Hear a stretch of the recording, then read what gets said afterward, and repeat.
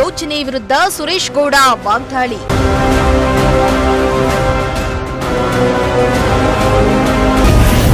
ಕಾಂಗ್ರೆಸ್ ಸರ್ಕಾರವನ್ನ ಟೀಕೆ ಮಾಡಿದ ಶಾಸಕ.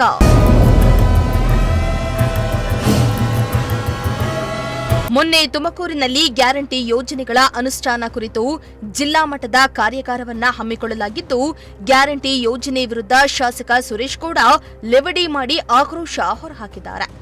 ಇನ್ನು ವಿಶೇಷವಾಗಿ ಗೃಹಲಕ್ಷ್ಮಿ ಯೋಜನೆ ಕುರಿತು ಪ್ರಶ್ನೆ ಎತ್ತಿದ ಶಾಸಕ ಸುರೇಶ್ ಗೌಡ ಅವರು 2 ತಿಂಗಳಿನಿಂದ ಹಣ ಮಹಿಳೆಯರ ಖಾತೆಗೆ ಜಮೆ ಆಗಿಲ್ಲ ಎಂದು ಆರೋಪಿಸಿದ್ರು. ಸುಮಾರು 5,000 ಕೋಟಿ ರೂಪಾಯಿ ಗೃಹಲಕ್ಷ್ಮಿ ಹಣ ಮಹಿಳೆಯರಿಗೆ ನೀಡಲಾಗಿಲ್ಲ ಎಂದು ಹೇಳಿ ಬಜೆಟ್ನಲ್ಲಿ ಮೀಸಲಿಟ್ಟಿರುವ ಹಣ ಎಲ್ಲೋಯ್ತು ಎಂದು ಪ್ರಶ್ನಿಸಿದ್ರು.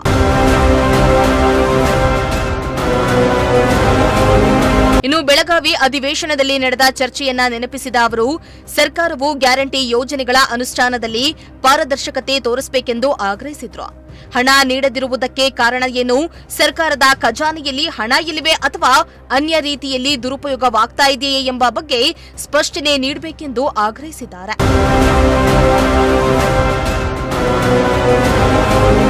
ಇನ್ನು ಸಿದ್ದರಾಮಯ್ಯನ ಹೆಂಡತಿಗೆ, ಸುರೇಶ್ ಗೌಡನ ಹೆಂಡತಿಗೆ, ಮಹದೇವಪ್ಪನ ಹೆಂಡತಿಗೆ ಗ್ಯಾರಂಟಿ ಕೊಟ್ರೆ ಸರ್ಕಾರ ಉಳಿಯಲ್ಲ, ಬಡವರಿಗೆ ಕೊಡಬೇಕೇ ಹೊರತು ಶ್ರೀಮಂತರಿಗಲ್ಲ ಎಂದು ಪರೋಕ್ಷವಾಗಿ ಕಾಂಗ್ರೆಸ್ ಸರ್ಕಾರವನ್ನ ಟೀಕೆ ಮಾಡಿದ್ರು. 5,000 ಕೋಟಿ ಕೊಟ್ಟಿಲ್ವಲ್ಲ.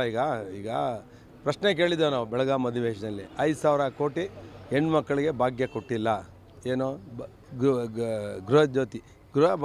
ಗೃಹಲಕ್ಷ್ಮಿ ಯೋಜನೆ ಕೊಟ್ಟಿಲ್ಲ ಅಂತ ಹೇಳಿ ಕೇಳಿದೋ. 5,000 ಕೋಟಿ ಎಲ್ಲೋಯ್ತು ಆಗಿದ್ರೆ? ಬಡ್ಜೆಟಲ್ಲಿ ಇಟ್ಟಿರೋಂಥ ಹಣ ಎಲ್ಲೋಯ್ತು ಅಂದರೆ, ಇಲ್ಲ ಇವರೇ ಒಡೆದು ನುಂಗಿರಬೇಕು, ಇಲ್ಲ ಅಂತ ಹೇಳಿದ್ರೆ ಅವ್ರ ಹತ್ರ ಹಣ ಇಲ್ದಲೇ ಇರ್ಬೋದು, ಸರ್ಕಾರ ದಿವಾಳಿ ಆಗಿರ್ಬೋದು. ಅದರಿಂದ ಇದಕ್ಕೆಲ್ಲ ಉತ್ತರ ಕೊಡಬೇಕು. ಅವರೇನೋ ರಾಜ್ಯ ಸರ್ಕಾರದ ಬಡ್ಜೆಟಲ್ಲಿ ಘೋಷಣೆ ಮಾಡ್ದಂಗೆ ಅವರು 3 ವರ್ಷದಿಂದ 1.5 ಲಕ್ಷ ಕೋಟಿ ಕೊಟ್ಟಿದ್ದೀನಿ ಅಂತ ಹೇಳಿದ್ದಾರೆ. ಅದರಿಂದ ಎಷ್ಟು ಜನ ಉದ್ಧಾರ ಆಗೋರೆ, ಎಷ್ಟು ಜನ ಆರ್ಥಿಕ ಸದೃಢರಾಗಿದ್ದಾರೆ, ಇದನ್ನು ಒಂದು ಸರ್ವೆ ಕೊಡಬೇಕು. ಯಾರೋ ಆಕ್ಸ್ಫರ್ಡ್ ಯೂನಿವರ್ಸಿಟಿಲಿ ಕಿತ್ತೋಗಿರೋ ನನ್ನ ಮಗನಿಂದ ಹೇಳಿಸ್ಬಿಟ್ಟು ಅವನು ಕೊಟ್ಟಿರೋ ವರದಿ ಕೊಟ್ಬಿಟ್ಟು, ಕರ್ನಾಟಕದಲ್ಲಿ ಆರ್ಥಿಕ ಪರಿಸ್ಥಿತಿ ಸದೃಢವಾಗಿದೆ, ಬಲಿಷ್ಠವಾಗಿದೆ ಅಂತೇಳಿ ಸಿದ್ದರಾಮಯ್ಯವರು ಭಾಷಣ ಮಾಡೋಕ್ಕೆ ಚೆನ್ನಾಗಿರುತ್ತೆ. ಆದರೆ ಪರಿಸ್ಥಿತಿ ನೋಡಿದ್ರೆ 90% ಜನ ಯಾರು ತಗೊಳ್ತಾರೋ ಅವರೇ ಉಗಿತಿದ್ದಾರೆ ಈ ಸರ್ಕಾರಕ್ಕೆ. ಬಡವರು ಕೊಡಲಿ, ಶ್ರೀಮಂತರಿಗಲ್ಲ. ನಾವು ಯಾವತ್ತೂ ಹೇಳಿದ ಸಿದ್ದರಾಮಯ್ಯನ ಹೆಂಡ್ತಿಗೆ, ಸುರೇಶ್ ಗೌಡನ ಹೆಂಡ್ತಿಗೆ, ಮಹದೇವಪ್ಪನ ಹೆಂಡ್ತಿಗೆ, ಮಹದೇವಪ್ಪನ ಕೊಟ್ಟರೆ ಸರ್ಕಾರ ಉಳಿಯಲ್ಲ. ಇನ್ನು ಬಡವರಿಗೆ ಭಾಗ್ಯ ಕೊಡಬೇಕೆ ಹೊರತು ಶ್ರೀಮಂತರಿಗಲ್ಲ. ಇನ್ನು ಪರೋಕ್ಷವಾಗಿ ಕಾಂಗ್ರೆಸ್ ಸರ್ಕಾರದ ನಾಯಕತ್ವವನ್ನ ಟೀಕಿಸಿದ ಶಾಸಕ ಸುರೇಶ್ ಗೌಡ, ಗ್ಯಾರಂಟಿ ಯೋಜನೆಗಳನ್ನ ರಾಜಕೀಯ ಲಾಭಕ್ಕಾಗಿ ಅಲ್ಲ, ನಿಜವಾದ ಬಡವರ ಕಲ್ಯಾಣಕ್ಕಾಗಿ ಜಾರಿಗೆ ಬರಬೇಕೆಂದು ಸರ್ಕಾರಕ್ಕೆ ಆಗ್ರಹಿಸಿದ್ದಾರೆ.